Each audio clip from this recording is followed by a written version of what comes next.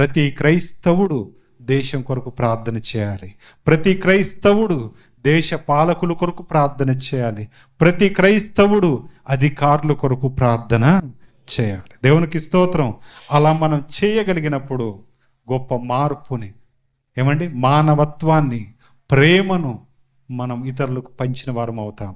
నెహెమ్యా ఆయన తగ్గించుకొని ప్రార్థన చేసి అంగలార్చి భోజనాలు మానేసి ప్రియమైనటువంటి వారులారా ఏడవటం మొదలుపెట్టాడు. ఈరోజు మీ ఊరు గురించి మీరు ప్రార్థన చేస్తున్నారా?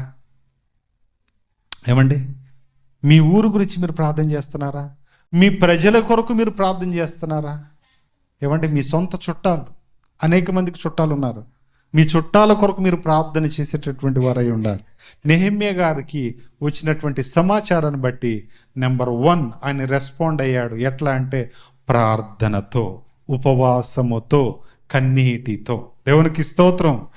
ఈరోజు నీవు కూడా ఇలాంటి అంకిత భావం, తెగింపు, భక్తి జీవితం నువ్వు కలిగి ఉండాలి. రెండో విషయాన్ని చూద్దాం నెహెమ్యా గారిలో. ప్రియమైనటువంటి దేవుని బిడ్డలారా, రెండోది చూడండి, 6వ వచనం కాడ నుంచి చదువుతాం. నీ చెవి యొగ్గి నీ నేత్రము తెరిచి నీ సన్నిధిని దివారాత్రము నీ దాసులైన ఇశ్రాయేలీయుల పక్షముగా